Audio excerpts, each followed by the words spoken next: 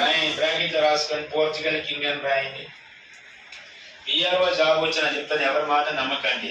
VRO job వచ్చినా join అయిపోవాలి. పక్కో ఏ VRO ఏం చేస్తావు అని అన్నాడు అనుకో, రేపు రాసిన వాడు కనబట్టి కొడతావు కూడా. ఎందుకంటే ఆ జాబ్ ముందు జాయిన్ అయితే సెక్యూరిటీ. ఫస్ట్ లైఫ్ సెక్యూరిటీ చేసుకుని తర్వాత గ్రూప్ 4 వచ్చినా పర్వాలేదు. ఫస్ట్ గవర్నమెంట్ సెక్టర్ ఏ జాబ్ వస్తే జాబ్ పో, తర్వాత సెకండ్ జాబ్ కి అది ప్రయత్నించే. నెక్స్ట్ చెప్పండి, ఏదైతే నెక్స్ట్ రాజావాడు దాంట్లో ఒక క్లారిటీ ఇస్తున్నా. ఒకే ఒక పాయింట్ చెప్తున్నా, ఈ 50 ట్రైనింగ్ అయిపోయింది. ఇప్పుడు రాజు ఏం చెప్తున్నాడు, సముద్రం మీద ట్రావెల్ చేయండి అని చెప్తే ఆ 100 వాళ్ళు 100 మంది 200 మంది వదిలేసారు, మీ సంబంధం లేదు. అందులో ఒక వ్యక్తి పేరు చెప్తున్నా, వాడి పేరు దయాస్. ఏ పేరున్నా? ఇంకా పూర్తి పేరు చెప్తున్నా, గుర్తుపెట్టుకోండి. భారత్లో ఏ పేరున్నా? భారత్లో మ్యూ దయాస్. అంతా వదిలేసిన లాస్ట్ పేరు ఇది మొత్తం గుర్తుపోయిన దయాస్. ఏ పేరు? ఇప్పుడు మనోడు ఇండియాకి బయలుదేరాడు ఇక్కడి నుంచి లిస్బన్. ఎందుకంటే పోర్చుగల్ క్యాపిటల్.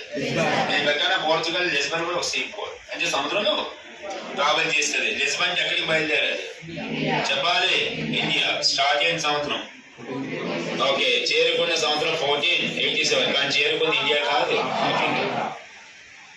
ఓకేనా? సంవత్సరాలు వదిలేచ్చు, నో డౌట్. ఆ సంవత్సరాలు 2 తీసుకోవాల్సిన అవసరం లేదు. 1453 మాత్రం మస్ట్ అండ్ షుడ్ నన్ను. ఎక్కడి నుంచి స్టార్ట్ అయ్యాడు? Lisbon to India, but he was reached Africa. When was the reached? 1487. Who was the reached? Dayas. Which country? Portugal. Portugal ruler or sailor? One first. First one, Dayas traveled from Lisbon to India. Dayas Lisbon నుంచి ఇండియాకి బయలుదేరాడు. Dayas traveled from Lisbon to India. రాయండి first. Lisbon నుంచి ఇండియాకి బయలుదేరాడు.